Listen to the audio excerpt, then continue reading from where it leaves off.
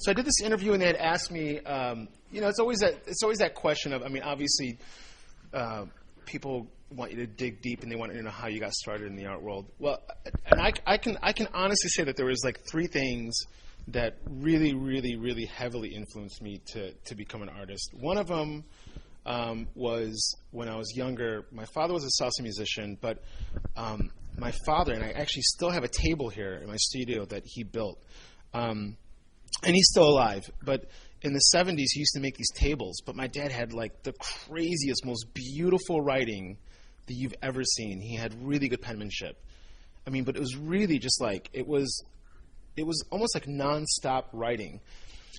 And for some reason, I was really heavily influenced by that. There was something that was really delicate and very beautiful that I got completely attracted to, and I was completely just like obsessed with it. And I don't know, and even to this day, I still love his writing. There's something about it. It's really beautiful. The second thing was Charlie Brown and the Peanut specials were really important to me, because that's like I actually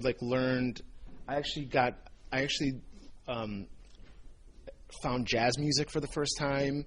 I found how to kind of react on a very social level for the first time when I was growing up, just kind of seeing how people interacted. And I just thought, it was a really good life lesson, and then also just the animation behind it. And I got to tell you, when Charles Schultz died, he said something that literally, like, I completely teared up.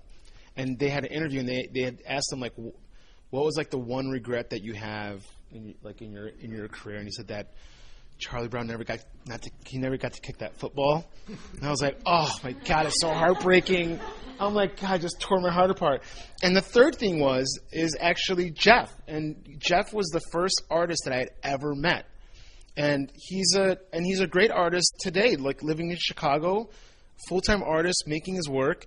I've known Jeff since 3rd grade, so I've known Jeff since we're maybe like 7 or 8 years old. How much younger is he than you? He's not. I'm 40. Are you 40? 41. Oh!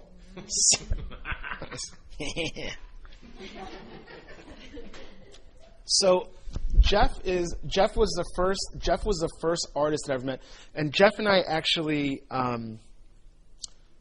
collected comic books when we were younger. We spent the evenings at each other's houses. He lived a block away from me.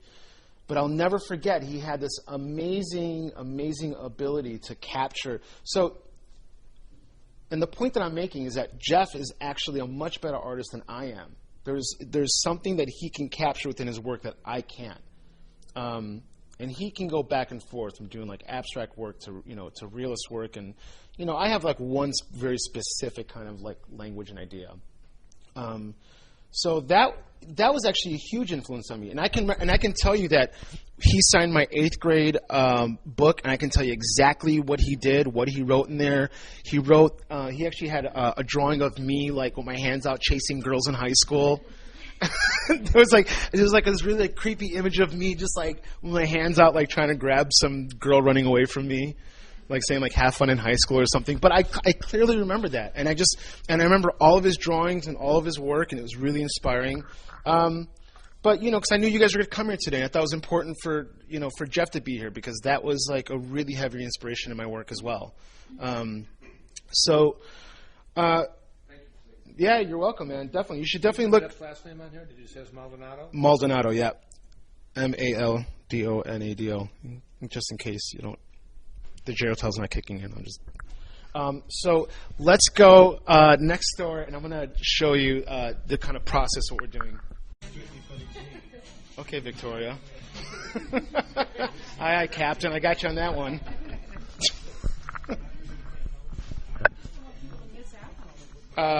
So this is actually a piece that I actually kept for myself. This is a bicycle sculpture that's heavily influenced off of lowrider culture.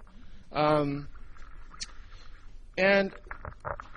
this piece I knew when I made it, this is a piece I wanted to be a work in progress, and I wanted to keep this bicycle, and I wanted to ride it, and I wanted to keep it. I actually wanted to be used. A lot of the bicycles that I make they're actually usually bought right away from either institutions or collectors, but this is something that I kept because I really wanted to like make it known that these are vehicles and that they serve several purposes. Not only as sculptures, but they also work and they function. There's something there's something like really raw and aggressive about there's something really aggressive about having this kind of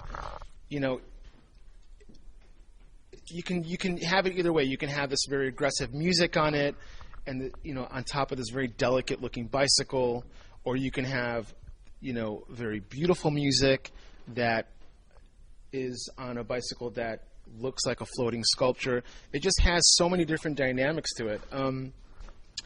And this is actually one of the few sculptures that I have that have store-bought products on them. Most of the time, most of them are handmade, and they're hand-cut and hand-embellished and engraved. One of the things that really inspires me about custom culture, and there's a few things. When you think of custom culture, you think of Latino, or you think of African American, which is a total stereotype, because that whole movement was heavily influenced by the Rat Rod movement, which was from the late 50s, which was almost an all-white, it was almost like this all-white club of people that made these hot rods, and they raced these rat rods, kind of greaser-ish 50s, 60s. So this whole dynamic of making these pieces that are kind of DIY kind of actually started from that whole thing. So when I see lowriders,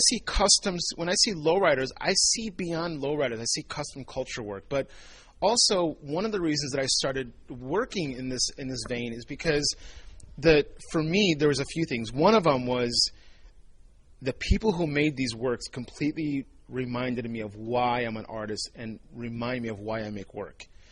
A lot of them have full-time jobs. A lot of them have kids. They have families. They don't make any money selling this at all. But they put their heart and soul into this thing.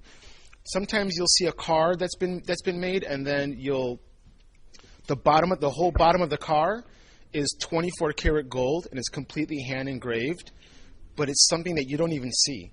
The public doesn't even see it. And that alone reminds me of why I come into the studio every day and why I make work, is because it's those hidden gems that people don't know and realize that's there, that you just walk by every single day. And so I also like to question the idea of stereotyping, and I also kind of question this idea of there's a remote hint of this racist kind of, overtone and undertone that these works have, because, when somebody walks into a museum or a gallery and they see these works, right away they think Black Latino, they think lowrider culture, they think street culture. But what they fail to realize is that even the people who I work, my fabricators, are almost all white. So right away there's a break. For me personally, I'm posing a question to people about stereotyping and why this should or shouldn't belong into a museum, or why it shouldn't belong in an institution. Does the value of this bicycle go up because I made it and because I signed it? And why isn't the value of this bicycle the same when someone, maybe he is Latino, living in Minneapolis, made it? Why isn't that value and that status the same? One of the other things that I've been doing is, so now the work kind of starts entertaining the idea and questioning identity and culture, which is really important to me, because a lot of these car clubs have these little plaques. They're called they're just car plaques, and they're maybe 12 by 12 inches. And recently, what I've been doing is I've been taking these car plaques and I've been blowing them up 1,000 times their size. One of them is called Loyalty Car Club, but when you take that word loyalty and you make it 8 foot by 4 foot, and you coat it in gold plating and you put it in a museum setting, it completely takes the context of what it originally was meant for, and you put it somewhere else, and it's safe, and it becomes safe, and people feel safe around it. But if they were to see where I actually got the inspiration from, from this car on the west side of Chicago, it's kind of off limits. There's this weird thing of like, no, like, I don't associate with that. That's kind of like not my thing. But when you see that same thing out of context put into the MCA, it becomes this whole organic process where it's accepted, it's okay, it feels valid, it feels safe. And that's another question that I ask is that, why isn't it valid when it's on the west side of Chicago, but why is it valid at the MCA? Another thing that I do is I take... I've been documenting a lot of my fabricators, and I've been documenting their tattoos.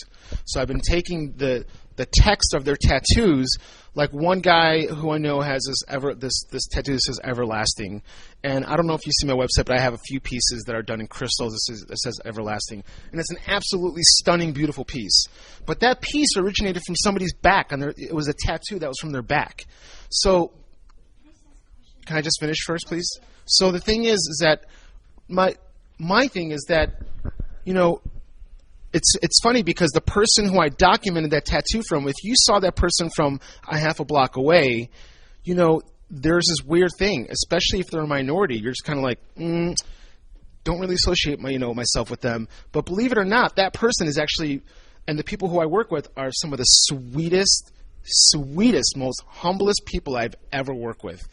Super sweet. But what's awesome is that when you go to the museum and that tattoo that influenced that work, that same person is walking around that museum, you're a little bit standoffish, even if you saw that tattoo in public, but it looks completely different in crystals, in a setting, covered in gold leaf, in a museum setting, because again, there's this idea that something feels safe.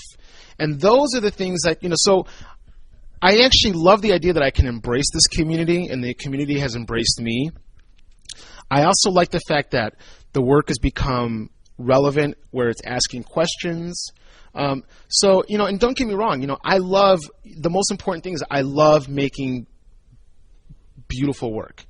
My work is really over the top. I use crystals. I use real, 23 karat gold leaf and hand engraving, and I spend hours and hours on this stuff, and days and months. But I love the fact that I can make a work that can be completely relevant, and I also like making work that can be beautiful, that can basically attract the viewer. But once the viewer starts looking at the work, they can start questioning, like, why is this work posed next to this other piece, or why is this piece in this setting?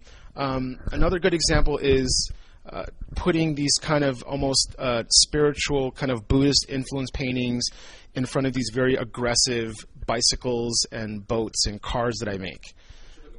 Yeah. So the thing that's important for me, though, is just that I like this idea of kind of this, this kind of good versus evil, or this, oil and water. You're kind of mixing these two cultures that don't belong together. And I think that, for me, is taking a risk in the work, which is important to me. But Connie had a question. Well, I was just wondering, when you're showing your work at the museums or in different projects and stuff, do you actually show the source material, like juxtaposed with the... Sometimes I do. I mean, recently, I'm doing a big project right now that is based on nail culture. And so I'm doing... You mean fingernails? Yeah. So right now, I've been researching this project for almost like 6 months now, or 6 months to a year. And so what I'm doing is we're actually producing a publication on it too. So the publication is going to show the source material and the end result. And it goes heavily from, these kind of like, some people will call it ghettoized nails to very flamboyant art pieces that are done in Japan. And so the show, my new work, and the show, the concept of the show is really heavily influenced and based on this nail culture that I'm working on. It'd be cool if you could do the same kind of thing with the bike culture, the custom culture too, and your bikes. Believe it or not, some of these, some of the people, and I have to respect their privacy. Some of them don't even like to be out in the public. They just, and that's why I respect them. They love making the work, and they love being behind the scenes.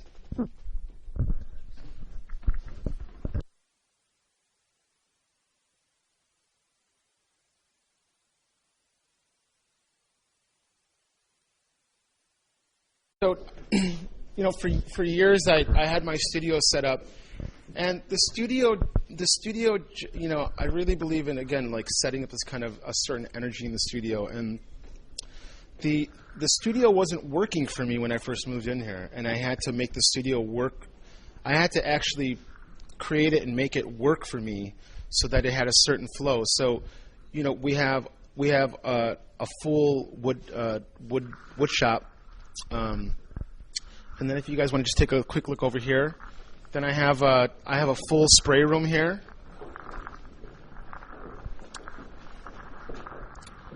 So, and if you guys can walk in here and look at, I mean, you could see that everything is organized, everything is labeled. This is for hanging, when we hang certain sculptural pieces. So this is, you know, again, so it's really important to me that my studio is working for me as an artist, and I'm not working for the studio. I mean, you have to have some fluidity. And, you know, as you can see that, you know, I really believe in maintaining a very clean practice. I mean, it's kind of common sense. If something's labeled and it's put back away somewhere, you're going to find it the next day. And that's how I like to set up my studio. So I know where everything is, and it's really important that you know where everything is. But, you know, again, this room is set up strictly for spraying. We don't do anything else in here. And I think that you have to kind of maintain that space and that privacy for the work. I mean, I think you need to, if you're going to bring it in here, it's got to have its own life, and it's got to have its, you know, it's got to breathe on its own, and then you got to take it back out into that room. And if you walk back out here, you know, this is the area that we kind of do. And recently, I've been really obsessed with. Craft-based work, because I've been so influenced by the bicycle sculptures and the boat and the car sculptures.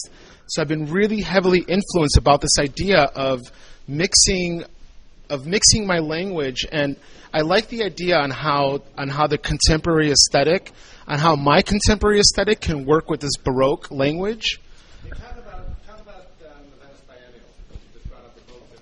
Yeah, I mean, I got invited to do the Venice Biennale, and what I did with the Venice Biennale was the same idea. I knew, you know, obviously it's in Venice, Italy, but for me, what was really important was I did this project where it was discussing, again, identity, and it was discussing discussing the diaspora. And so he actually organized the Ukrainian pavilion, and Victor Pinchuk is one of the wealthiest collectors in Europe, and he's like labeled as like one of the top like 100 power people in the art business. He had asked Peter Doroshenko if what they wanted to do is they wanted to create this language between contemporary Ukrainian artists and an international art scene. And they wanted these artists to kind of work in some format where there would be a story that would be told. So what Peter Doroshenko and Victor Pinchuk did is they asked, I think, a dozen artists to submit proposals to work with these Russian and Ukrainian artists for the Venice Biennale, for the pavilion. I got selected along with Mark Chichner, who was up for the Turner Prize in London, Sam Taylor Wood, who's a widely recognized video artist and artist in her own right, based in the UK. There's a handful of people. I mean, you know, Jürgen Teller, who's a very well-known fashion photographer. 2 years ago, yeah. So what I decided to do was I did some site visits to the Ukraine, and I had realized that old and new Kiev was separated by this river. And so what I decided to do was to make a lowrider boat. I had done some research to see if one had ever been made before. One has never been made. So then I thought, I want to have this boat as a platform to kind of tell these stories. So then I did this video piece where I just traveled all over the Ukraine. I had people travel with me to the Ukraine, and we just interviewed people, asking them what what it was like to be Ukrainian. And Chicago has one of the largest Ukrainian diasporas outside of the Ukraine. So I did this story that kind of went back and forth, and I could relate to it because being Puerto Rican, there was this thing of it felt the same way to me because talking to my parents, they were always going back. There's always this thing of like the island, going back and forth from the island to Chicago. And so I basically related that story to these people that lived in the Ukraine who actually had family in Chicago. So I did the video piece on the boat, but the best part, though, was that I made the boat at the back of Pasadita, which is a famous taco restaurant here in Chicago. So the boat that was in the Venice Biennale was like made literally in the garage of Pasadita, which is awesome. For me, aside from the boat, aside from being in the Venice Biennale, aside from working with these amazing people that I met in the Ukraine and Chicago, just the idea that something that was made in someone's garage that had this very kind of DIY and something that just had this kind of custom feel to it that normally would be made for and be presented on the street was actually prepared for the Venice Biennale. For me, that was just as important. How was it shown? We actually had it on the water, and we had it running, and and for me, I just really wanted to kind of just push it. So I actually had a DJ. I flew in a DJ from the Ukraine, and he played basically the history of music from the Ukraine, from early folk music to like techno that they were producing now. And then there was a full-on DJ, there was a smoke machine, turntables, and I completely put it on. I blasted like on 11, and then finally the police came and shut it down. And but that was just part of the idea. It was part of the process. Yeah. But it was great though. People even in the gondolas were stopping and taking pictures, and so for me, even if it wasn't the Biennale, the idea that you can actually move someone to stop and take a picture, and you can cross boundaries. And the one thing that I'm super proud of with my work is that I really feel that my work can cross cultural and racial and age boundaries. And I'm really proud of that. And I'm really happy that I'm able to bring so many people in from different communities to actually see and appreciate the work and talk about it and take pictures. And that's really, really important for me. And I think that should be important to you as artists as well, that you want to connect these kind of people together. You want people to kind of discuss the work. And again, I'm sure there's a lot of people that, that are not fans of my work, and there are people that are fans of my work. And that's just the whole idea. I mean, people talk about it. That's the reason you make art. And I have these up right now, and the work that I'm doing right now is really heavily based on producing sculptures and paintings that are created in a very unorthodox manner. Like that painting, almost from beginning to end, was created in an auto body shop. The round one, yeah. What do you mean? It's on canvas or is it metal? No, it's on wood. So how would an auto body shop be working on wood? It's a technique that I developed, and we did a bunch. I didn't just cut a piece of round wood out and take it to them and say, okay, paint it. I mean, this stuff takes. This was months in the making. I mean, I did 4 studies maybe before we actually got it right, because you have to also understand that weather constricts things. You're working with a new kind of material.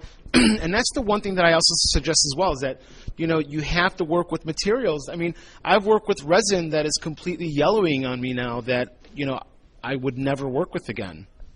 There's certain things that, they have to hold the test of time. And, but aside from this, I'm also really, really interested in this language that Ed Ruscha and Billy Bankston were discussing back in the 60s. These are artists that before they became very famous were actually really, really interested in this whole idea of like California culture. And for me, so what I'm doing is almost a contemporary, younger version, I think, of what they did back in the 60s. I remember I had a chance to meet Ed Ruscha and talk to him about it. And, you know, there's an artist named Billy L. Banks. I think it's Billy Bankston. Yeah. Billy L. Yeah. And he was to Ed Ruscha what Bernard Williams is to me. He's like the artist. You look him up. You should definitely Wikipedia him. He's still alive and he's still showing, but he's one of those people that like when one of his pieces shows up, I'm like a kid at a candy store. It's like Christmas for me because I know what I'm looking at and I know it's a rare gem to see one of his pieces up close in person. But what's more important about his work is their story, is what they were influenced by, and how they brought it to the forefront. You know, these were the guys that were just like, you know what, we're going to take California cool, and we're going to be artists, and we're going to make work like this, and we're going to make work that, you know, isn't purchased at an art store. We're going to make work, you know, from metal shops. We're going to make work that, you know, we're going to paint our surfboards. And we're going to use the same material we use on a surfboard, we're going to use it on a painting. You know, I love this idea of these kind of unorthodox manners. And so for me, working on this custom cultural work and working on this kind of the bicycles and the boats and the cars that are very heavily craft-based, it's actually kind of changed. It's funny because it's actually changed my thinking on how I'm approaching paintings now. And I really like that. I really love the idea that that I can actually work with these materials that you would never find in an art store. Can you explain how they did that, or Nope. designed it? It's car paint though on wood. It's car paint. It's all automotive. Okay. It's all automotive. You brought him a design and said, "I want you to spray this." No, I mean, you know, everything's hand cut. Everything is produced in the studio. The drawing is made in the studio. It's applied, and then, you know, there's certain fabrication elements that right now what we're in the process of doing is because everything is done here in house. At one point, I was outsourcing a lot of fabrication, and then now I have everything done in house. So now what we're doing is that's why we have a professional paint room. I'm actually building an industrial paint room now that we're probably going to do in the next year. So everything is done here in-house, nothing leaves the studio. So and then we have another body of work that is similar to that, but on these other panels that are done in very, very typical materials that you would buy in an art store. And these paintings, I'll show you images on the computer.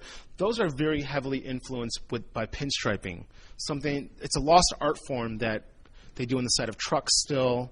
You still find them in hot rods and lowriders and motorcycles, but I'm really, really interested in this whole idea of this kind of lost art form that you don't really see, and it doesn't kind of get the respect that it deserves.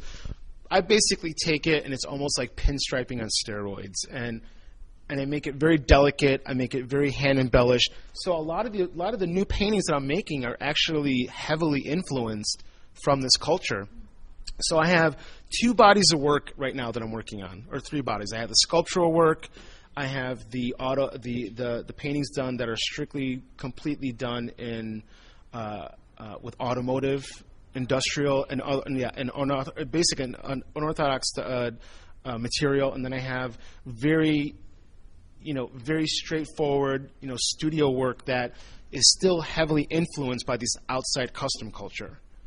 Let people ask some questions. Sure. Hold on. The sizes, you have specific sizes that you work in. Is that based off of a price? No, I mean, to be honest, listen, man, the reality is that sometimes you can sell work, sometimes you can't.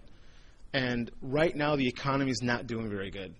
So to be quite honest, I kind of do the opposite sometimes. So if I know that, I went to the Armory last week and it was horrible. It was terrible. Absolutely terrible. The independent fair was the independent fair is fantastic. Business-wise or art-wise? Both. Everybody at the Armory basically brought every tchotchke that they had in the gallery to sell. It was, you walked by and there wasn't a piece that was like no larger than like 4x4 feet, because everyone's looking to make money. They're looking to sell. And the thing is, this is also the point that I'm trying to make, is that, you know, you can keep true to your work, but there's also a reality to it that, you know, people get sucked into. And like, you know, so when you see a piece that's, you know, a little bit larger than what you can actually sell it for, there's something very impressive about that. You know, but I'm also not an idiot. Like, I know that I get commissions for like smaller work and I have to make them because, you know, it's, you know, I'm able to still sell a work, but I'm also, you know, I also have to realize that, you know, I have a studio to maintain, but I'm not watering down my language. I'm at, you know, a lot of the paintings, in fact, a lot of the new pieces that I'm producing have been sold before they're made, just because I'm not a factory. I don't produce a high volume of work in my studio. And that's another thing that we can kind of get into at a later time. But it's really important that when you make the work, that it's done with like precision and care, and there's a lot of, you know, you have to see that the hand is in it and that there's some love put behind it. So that's really, really important for me, that, you know, and especially like with something that's very, very new to me, is that 2 of my works just went up. They're at auction this week. You know, it's weird. Some artists would love to be part of that whole thing. Collectors sugarcoat it and they say it's really good for the artist's career, and it's bullshit. It's just not. So they make money. It's not even about that. It's just a very scandalous part of the art world, and it's one of those things that, you know. And I have 2 works that are up at a very, very like prestigious and very well-known auction, and a really big auction house. You know, some people think that it like validates you as an artist, that you're, you know, that people are trading your work on the secondary market. And so now it actually has made me even more kind of defensive, and has even kind of made me realize that I don't want to create a high volume of work anymore. Because just of that, and not to mention that the person who put them up for auction actually used to be a friend of mine. So, you know, it was one of those things where like it wasn't even a collector that bought it and is reselling it. This is somebody who I traded artwork with, and they're cashing in on, you know, the recent publicity of my work or the value of my work. You know, so it's made me really defensive, and it's actually made me very cautious on like who I do business with now, who I sell work to, and how that's traded on the market. So, and again, but it also goes back. But I think it's also a very healthy thing that, you know, we're not putting a big volume out. I mean, I have a show opening up in Luxembourg next week, and I think we made 4 paintings? Yeah, 4 paintings and 1 sculpture, and that's it. But those 4 paintings and 1 sculpture took us a long time to make. With a lot of money. With a lot of money per capita, my friend. Yeah. Yeah. No, that's not it. We sent it off already. So should we go look at some images, some slides? Sure. Yep.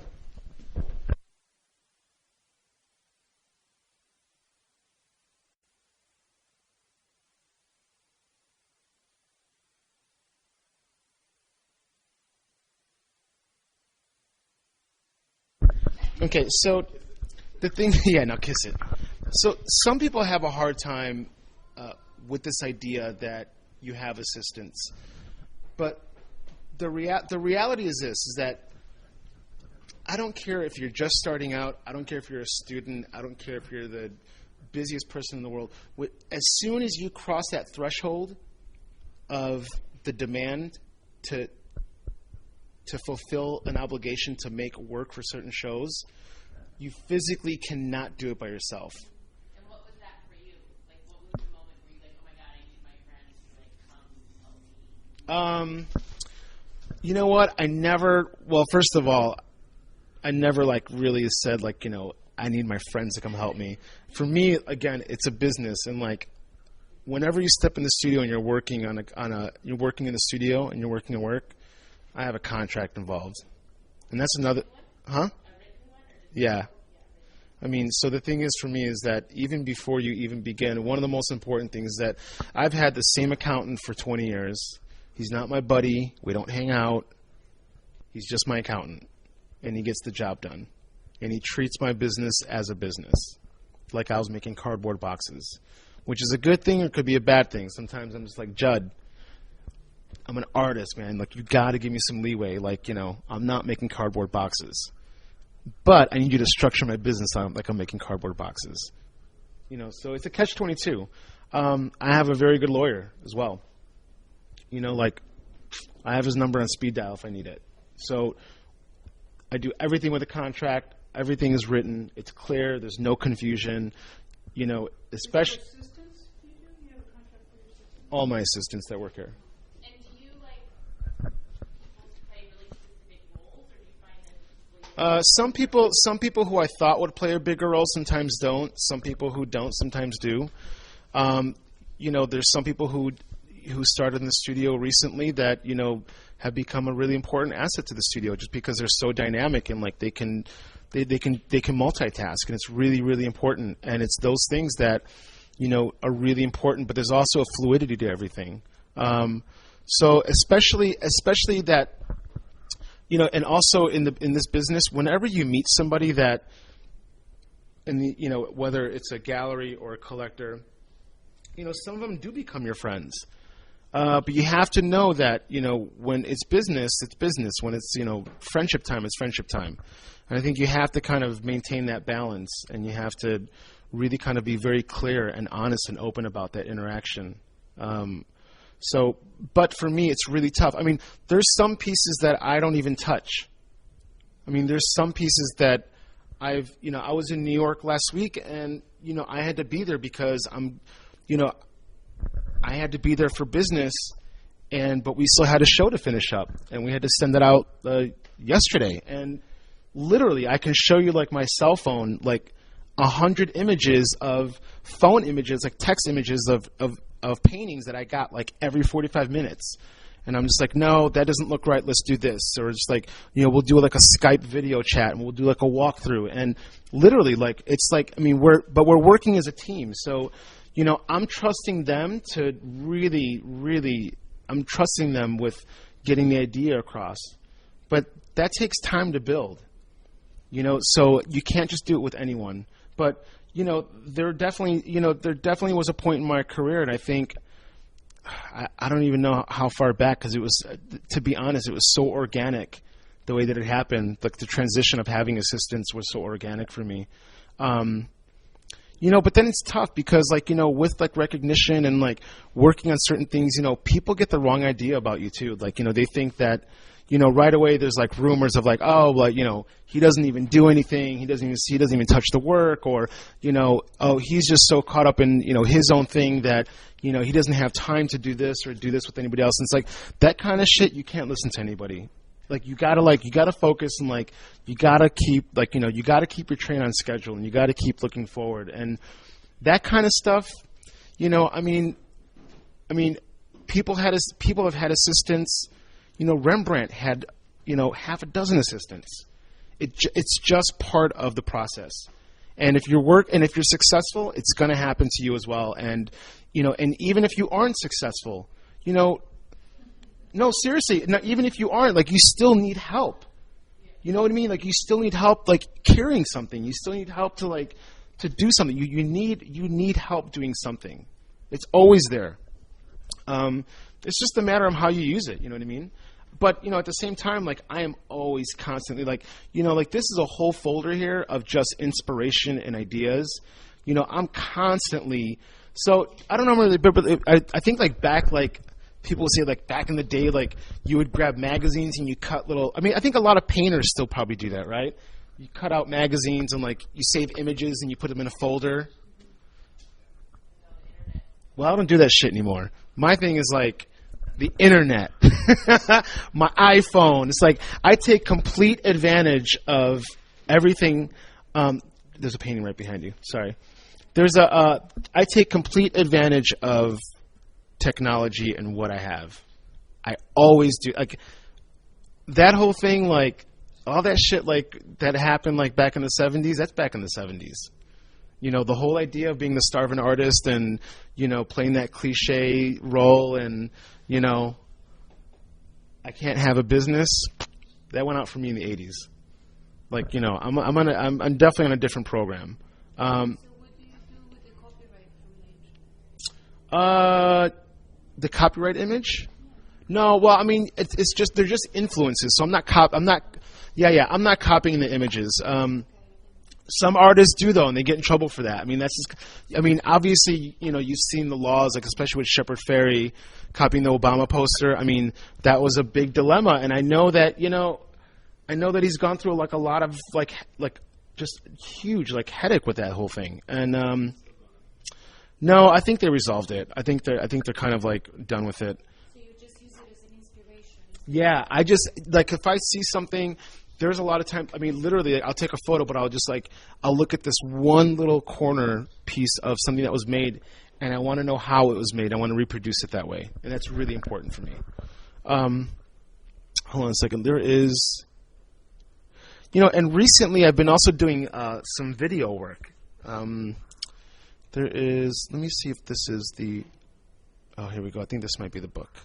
When did you adopt the name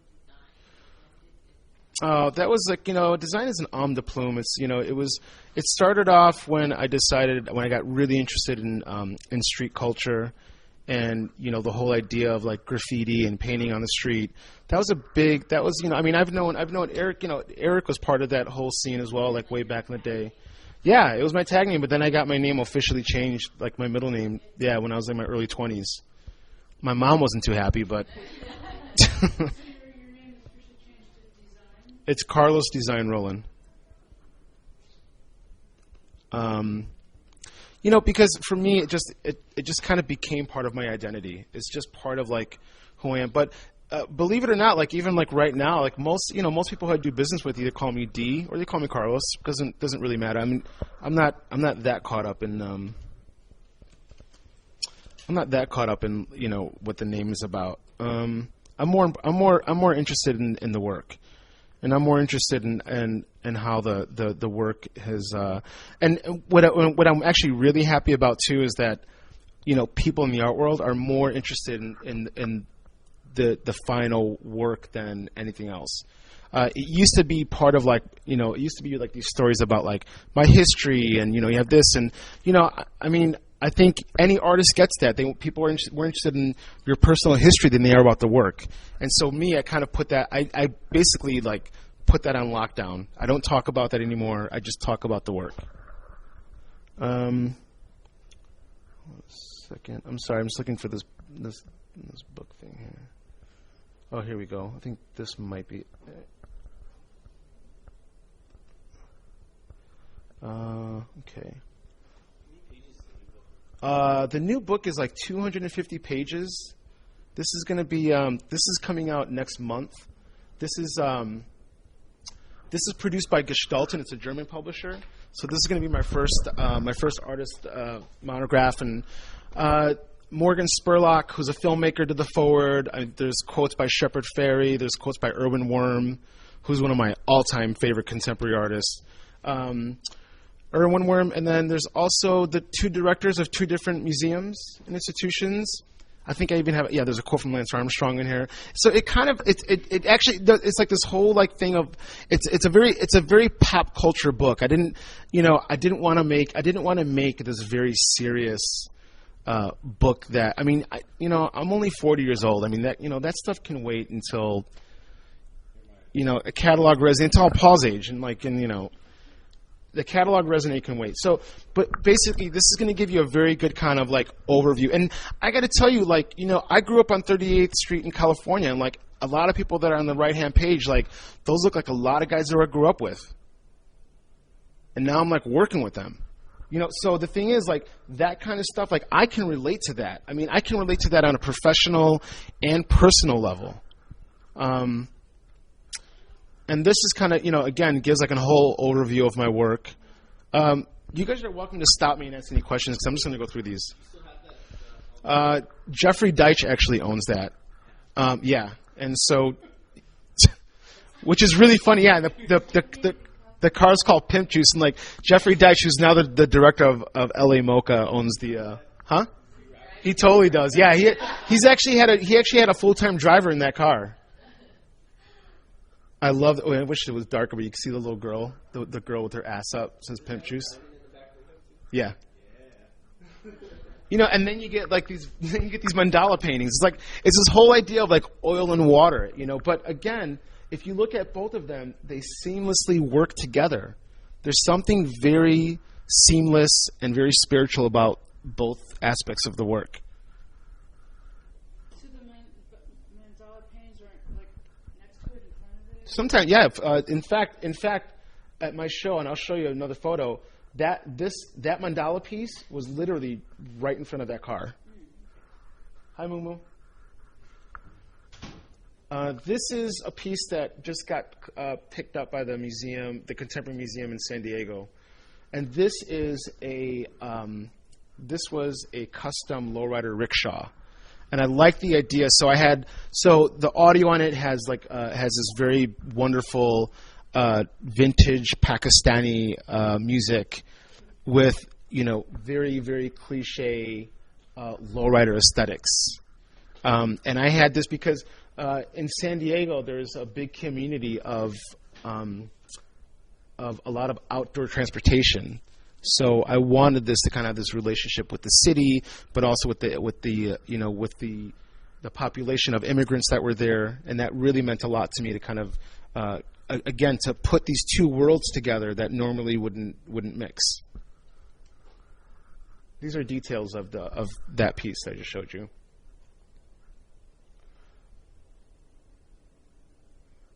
And most of that's like 24 karat gold plating, all hand engraved. Yeah, those are car tires. Those are white wall lowrider tires. And then there's a little chandelier that's inside. This is from a show in Spain. You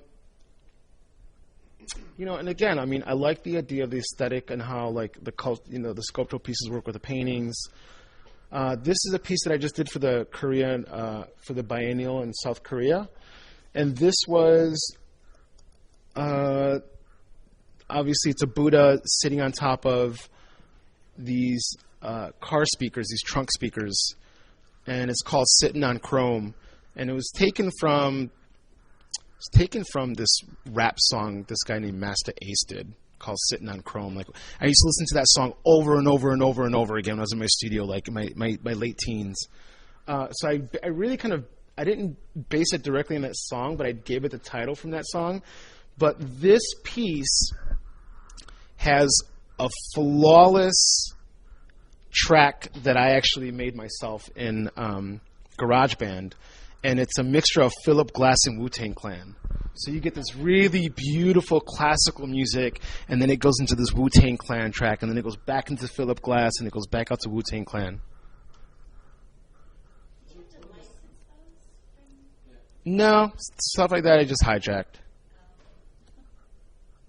And these are just details. This is a commission in Netherlands. And this is actually all on wood, too. These are all wood panels. And you can see, you see it right there to the right? There's like 20 people painting it. You painted that? Or you had somebody? That's all me, all 20 of them.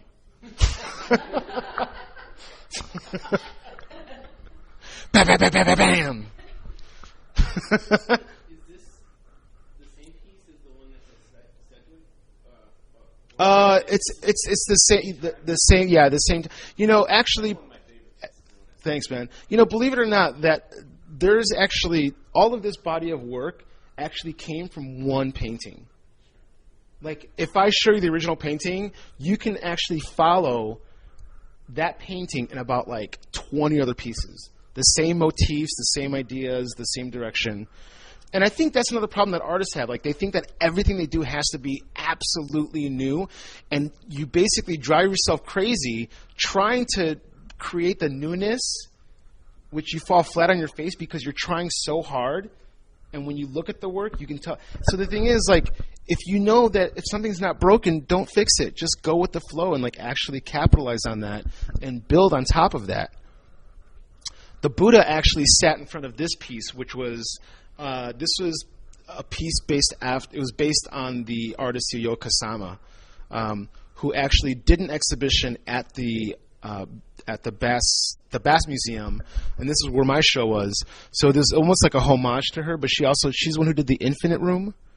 You ever seen those where you walk into the room and she did these walls where you can walk in and everything looks completely. There are rooms that are about the size of this here, and you walk in and it looks completely infinite, and they're absolutely stunning.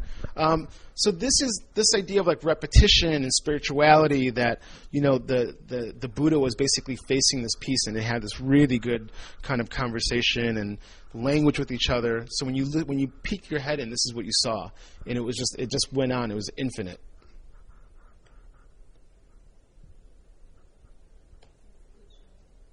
Yeah, that's actually, and again, a lot of the early pieces were actually made. They were actually made in auto body shops. I mean, everything was made in auto body shops. So you would go there and work with the auto body people and do it together, Kind of. I mean, it depends. Like some of the first layouts I would do myself. Like this is what I was telling you about. See, this is the bicycles and the sculptures and the boats that are in front of the paintings. It was the boat that was in Venice. That's a good point. The whole idea of lowrider culture is you take something and you keep adding or you change it. That's the whole idea of this custom culture. It's about making the work new again. So I actually took the boat from Venice and I put about $35,000 of my own money into it, and I made that piece again, new. And that one's actually still in storage. And there's the car in front of the paintings. Like the. Was there two boats?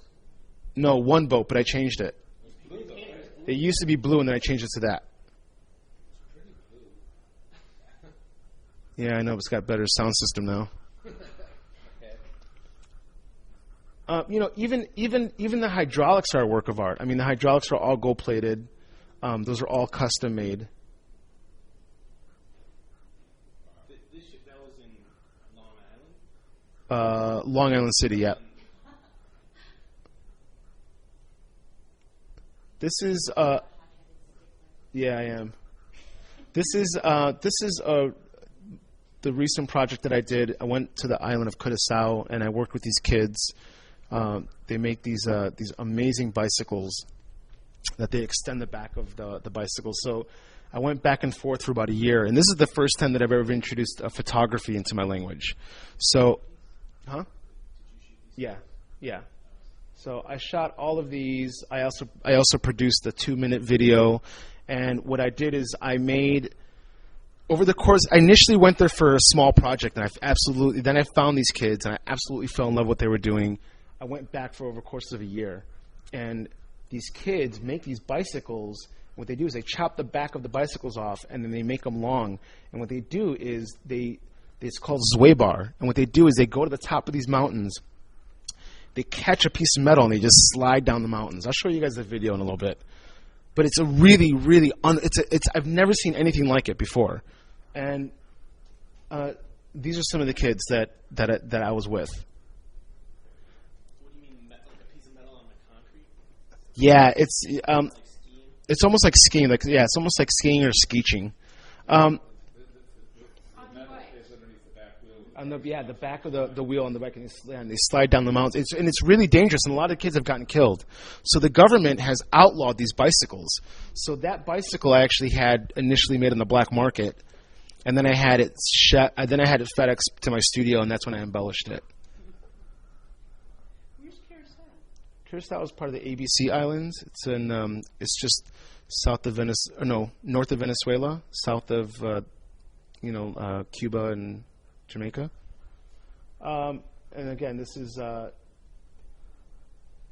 going back into the work. I'll show you guys a video in a second. This is the initial boat that I did. These are process images. So you see, like, there's a DJ booth, and it's floating on the water to the left. The left is where he's in Italy. This is also part of the body of work, the show. And this is it says "Say Swell," which means "Hey, brother."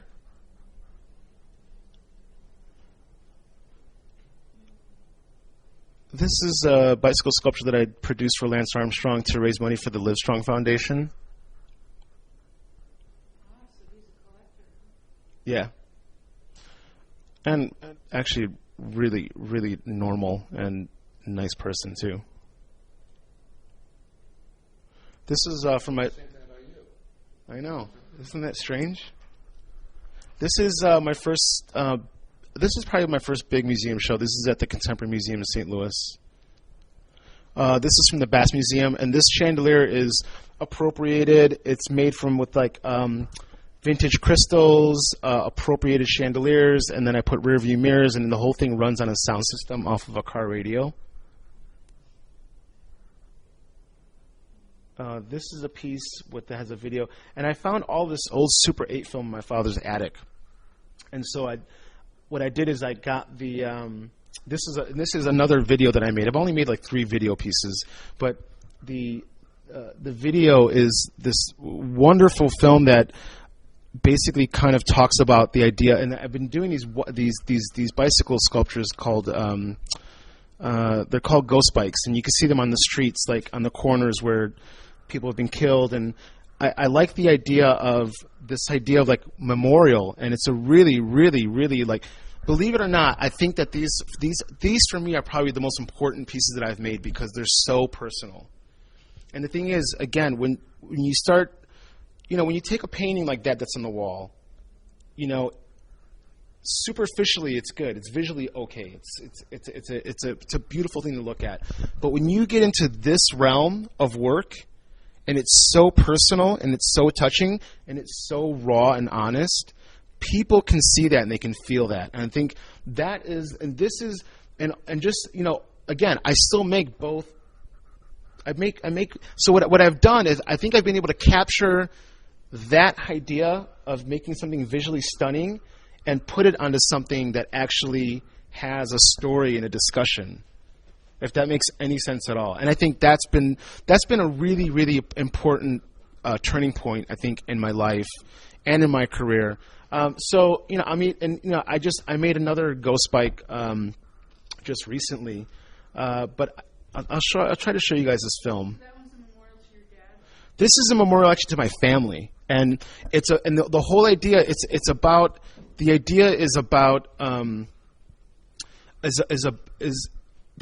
about memorial, but also it's in a beautiful way though. It's about thinking about things that I can't have anymore, that I wish that I can have again, but I can't have them. Like it's past, it's done. Like today, this moment will never happen again. And there's some moments that you wish that you can have again, but you can't. I have so many good memories as a child that I wish that I can have those memories back again. And those are the things I think that make me a little bit more humble than usual. And so when I made this film, like literally, like this film almost like brought me to tears when I made it, because it has my family in it. And when you look at it, it's and even the quality of the film is so grainy that even though it has Spanish music and it's about my family, the quality of the film can translate into any culture. It just has a really, really good quality to it. These are some new pieces that I'm doing as well, these hand-embroidered pieces. These are kind of based on these cloth pieces that you would find in, a lot of Spanish households. These are covered in 24-karat gold leaf. I'm doing a GSA project, which is the government, the Arts and Architecture program. So I'm going to do these in a really large scale for the new FBI building in Puerto Rico. I wish they'd take a thug sign though instead. Be awesome. That would be perfect for the FBI building too. So let me just kind of whiz through these. And these are great. Like even when I saw this guy on the left-hand side, I didn't even know who he was, but he was so handsome and he was so striking. There was something really about him that I was just like, wow. It's like, for me, he was just a work of art when I saw him. There was something really striking about him. This is Danny, who's worked on a few pieces for me. I love the, and I love the community aspect of these guys. I love the ass shot. I got that when I was in Vegas for the Super Show. And like the nail shot I got in Puerto Rico. This girl was a total sweetheart on the left-hand side. She was so sweet. She was just there hanging out by herself, just checking out the show. She like came in from Texas, just there for the weekend. My engraver, that's his son. That's on the bottom, right-hand side. This is a piece that I did on Benji Melendez. Benji Melendez started one of the first gangs in New York called the Ghetto Brothers. This is a piece that I did for the Brooklyn Museum, and it just kind of just talked about this whole I actually made a 14-minute film based on Benji. I would show it to you guys today, but I think it's just easier if you guys just go to my website and just watch it in the comfort of your own home. It's a really, really good movie, though. It's a fantastic movie. It's 14 minutes long, and there's isn't it? It's a great surprise ending. Like people, like I showed it. No, surprise ending. Like even when you see it, you're just gonna be like, oh shit, that is so on the money. And a lot of it actually, I can completely relate to a lot of it, but you have to see the film. So on this bike is a full-length film? 14-minute film. Oh, 14 minutes. Yeah.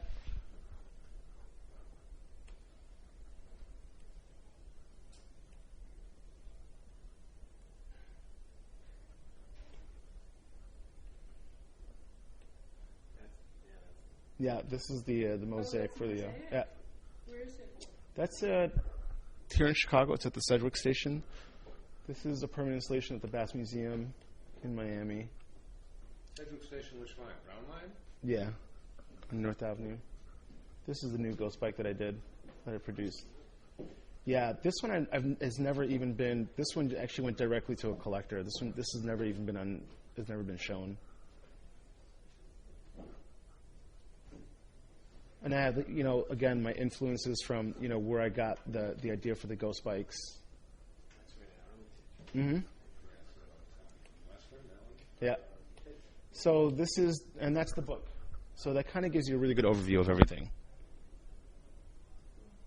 When you do the Questions? Yep. When you do the very intricate, there's symmetrical sort of mandala paintings. Do you use tape to get that? Some of them are freehand, some of them are masked. Yeah. Some of them are touched up after their mask. Yeah, I got to tell you, I literally, I utilize whatever tools I can use. I don't go into this philosophy of like this is cheating, that's not cheating. That shit is for amateurs. Proof of the pudding's in the eating. Yes, it is. Like no, seriously, like you get that from it's so funny. Like, and I get that mostly from like young art students. They're just like, you're cheating. Like that's cheating. It's like. Wow. It's like when you get out of school and like mommy and daddy stop paying for school and your bills, and you start making art, then we can sit down and have a conversation. But that whole thing is just like, yeah, that for me it's just for amateurs. Let me show you. This is the bicycle film I wanted to show you guys. Oh, wait, sorry. That wasn't it. Is this the ghost bike film with your family? Yeah. No, Kids in Curacao. in Curacao, yeah. The ghost bike one, when I walked in that room, I got goosebumps. Oh, the one in Miami. Oh, that's right. You were out there. Yeah, that's right. Yeah. That really, it touched me big time. Yeah. I got goosebumps. Even honestly, like I've seen it a dozen times more than that, and I still get the same effect. Maybe to act, it's like one of those moments that'll never come back is walking into that room. But the best thing is like the interview on what's that art website? Oh, Vernissage TV. It's kind of close because you kind of hear some of the music, right? Yeah, the Hector Lavoe song, yeah, which is a great song. Which I totally hijacked that song as well. So let's see if I can actually get this on here. This is cool too, and the song. Yeah, but you can see how the material on their back wheel is good.